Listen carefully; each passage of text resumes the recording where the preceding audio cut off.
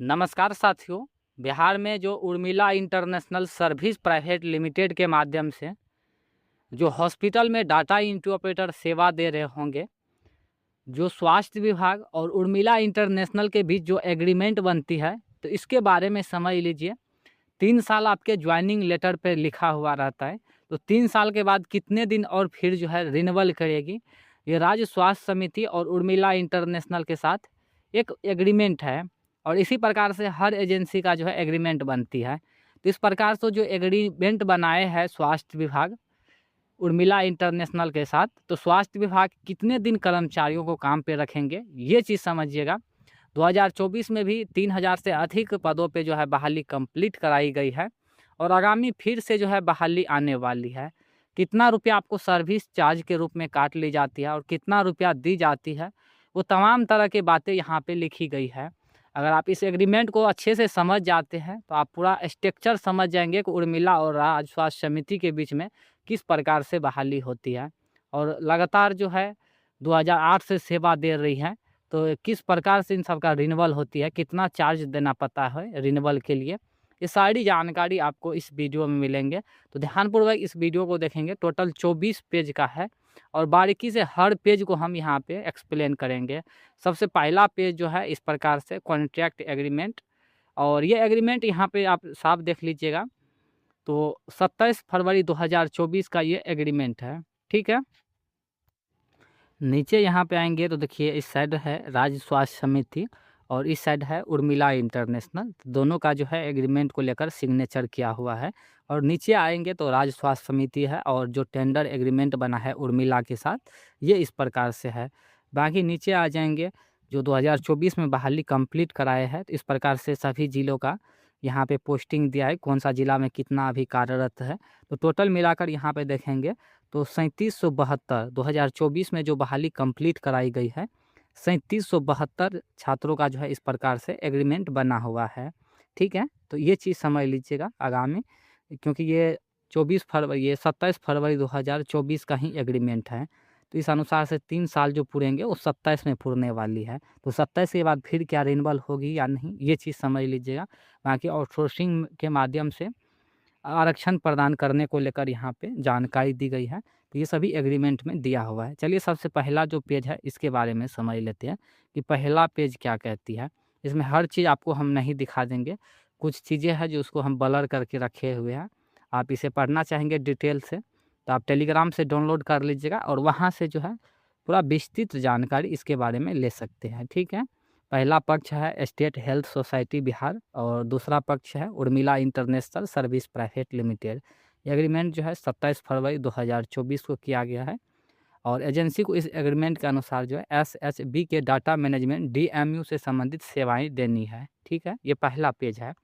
Second page में देखिए कर रही है नेशनल हेल्थ केयर एनएचएम के तहत स्वास्थ्य सेवाओं से संबंधित डेटा इकट्ठा और रिपोर्ट करता है। सरकारी संस्थानों में आने वाले data HMIS RHS portal, patients registration, drugs distribution आदि सिस्टम के साथ जो है इस्तेमाल किया जाता है। ये डेटा एंट्री ऑपरेटर DO द्वारा पोर्टल पर दर्ज किया जाता है। SHB ने बिहार के 38 जिलों में DMU स्थापित करने और डाटा एनालिस्ट तथा मैनेजमेंट सर्विस देने के लिए एजेंसी का चयन किया है। इस टेंडर में Urmila international service private limited को चयनित एजेंसी बनाया है।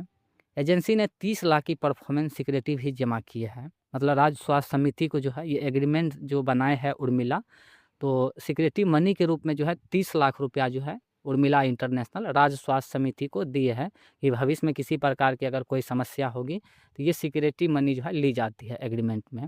बाकी थर्ड वाले पेज में देखिए ध्यान से, इस पेज में बहुत ही महत्वपूर्ण जानकारी दी गई है लैपटॉप को लेकर और साथ ही साथ जो सर्विस चार्ज करती है आप लोग का, इसके बारे में यहाँ पे जिक्र किया गया। थर्ड वाले पेज में यहाँ पे आएंगे तो इस प्रकार से देखिए प्रति डाटा एंट्री ऑपरेटर जो है जो लैपटॉप दी जाती है आपका, तो पर मंथ जो है आपका सैलरी से 1890 रुपया जो है लैपटॉप का चार्ज काटी जाती है। ये चीज़ ध्यान से यहाँ पे समझिएगा।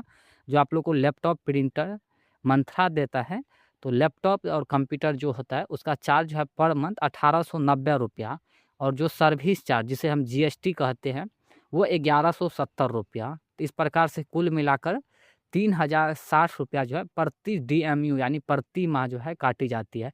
मतलब एक डाटा एंट्री ऑपरेटर से ₹3060 जो है, इसमें आपको GST और साथ ही साथ जो लैपटॉप चार्ज है, ये दोनों मिला के ₹3060 प्रति माह से जो है एक डाटा एंट्री ऑपरेटर से लिए जाते हैं।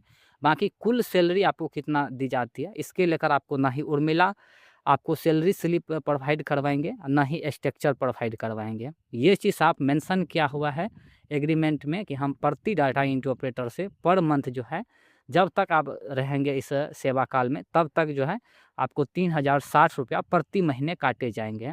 बाकी सैलरी स्लिप 18,000 बनती है और उसमें ₹3060 काट के आपका जो भी शेष रह जाएंगे वो आपको इन हैंड मिलेंगे। और उसमें से जो आपको मिनिमम वेजेज के अनुसार ESC, EPF और जो PF दी जाती है, वो भी लागू होंगे इसमें।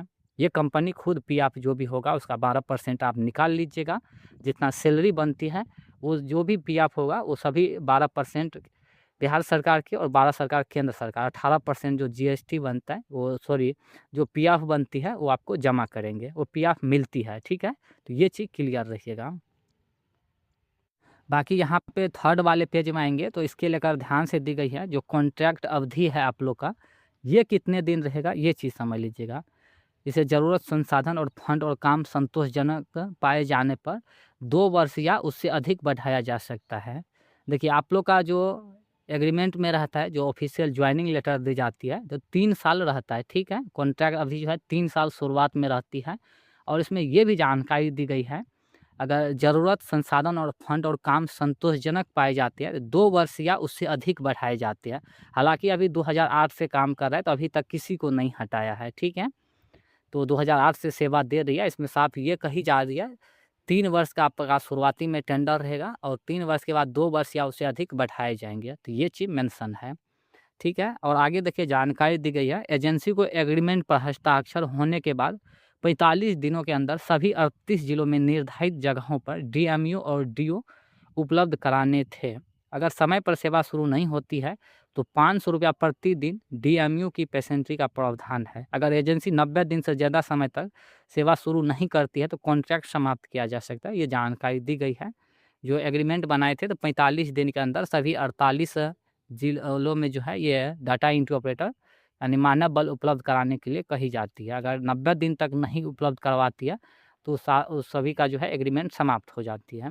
बाकी 5 वाले पेज में आएँगे तो यहाँ पे देखिए जानकारी दी गई है कि DMU बिहार के सभी 38 जिलों में सरकारी स्वास्थ्य संस्थानों में स्थापित किया जाना है। District hospital, referral hospital, sub division hospital, CSC, PSC और APCSC, health and wellness centre, health department officers, government medical college, hospital आदि में शामिल है। ये सभी जगहों जो ये डाटा एंट्री ऑपरेटर प्रोवाइड करवा सकती है।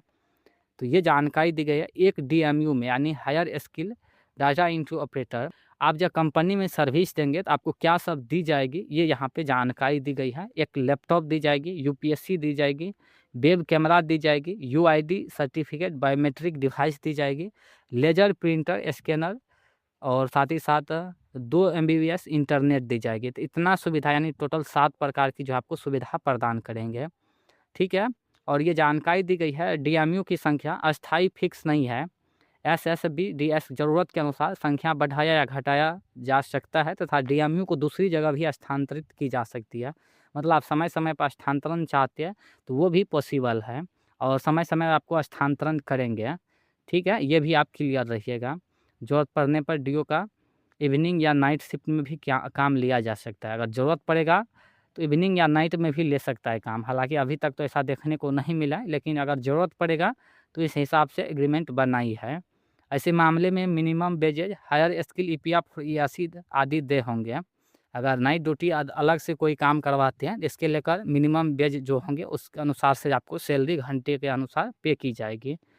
पेज 6 में आ जाएँगे, इसमें जो आपका क्वालिफ़िकेशन होना चाहिए, इसके लेकर जानकारी दी गई है। कम से कम आपको इंटरमीडिएट होना चाहिए, आर्ट्स, साइंस, कॉमर्स किसी भी फैकल्टी से, और कंप्यूटर में कम से कम है 6 महीने या 1 साल का जो है कंप्यूटर सर्टिफिकेट होना चाहिए।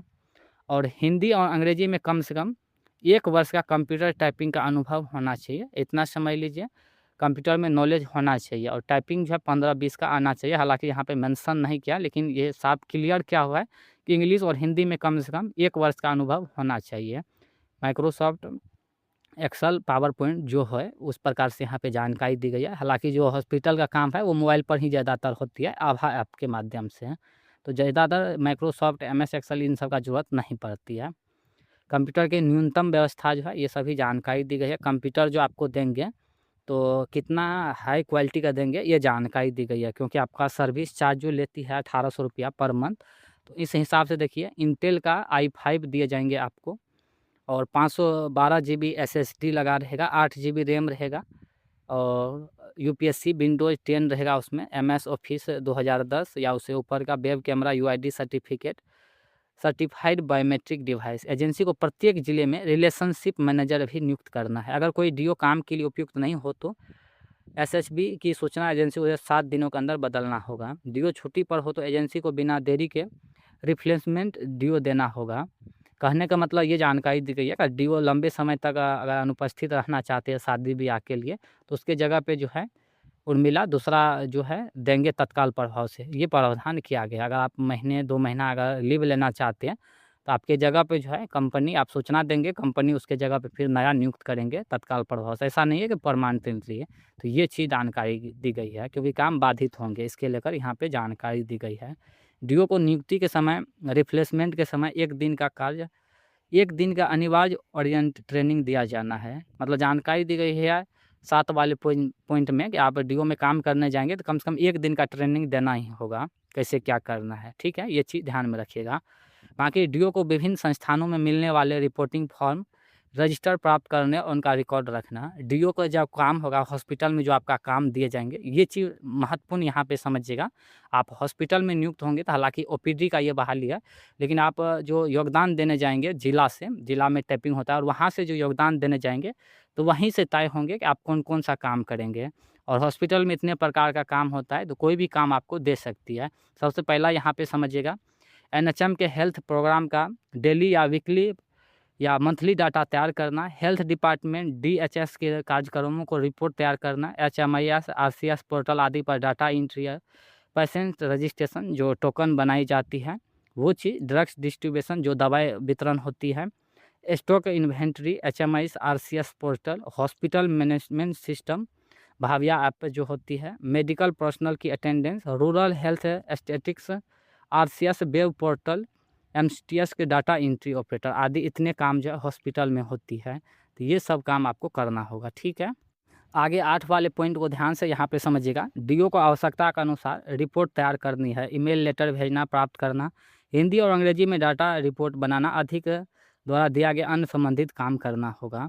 तो ये सब जानकारी दी गई है। और डाटा एंट्री ऑपरेटर से महत्वपूर्ण यहाँ पे देखिए, हायर स्किल कैटेगरी के अनुसार मिनिमम वेज के अनुसार वेतन देना है। इसके साथ ईएससी ईपीएफ भी लागू नियम के अनुसार देना है। डीओ के आधार लिंक बैंक अकाउंट होना अनिवार्य है।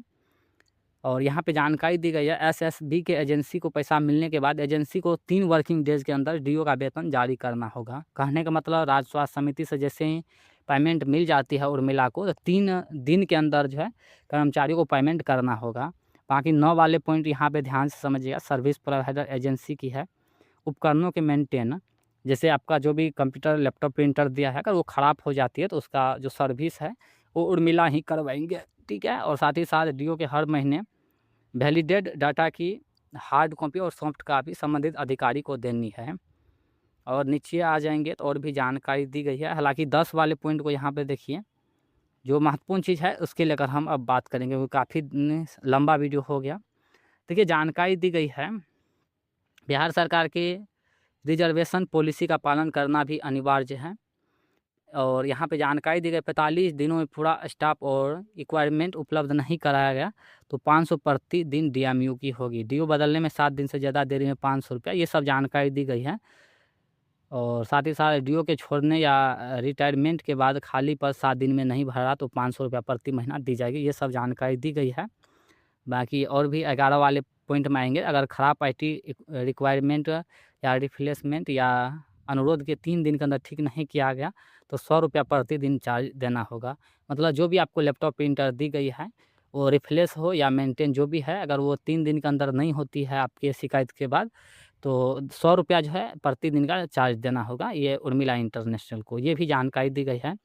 और ये जानकारी दी गई है पेमेंट को लेकर, एसएचबी एजेंसी को मंथली बेसिस पर इनवॉइस के आधार पर भुगतान करेगा।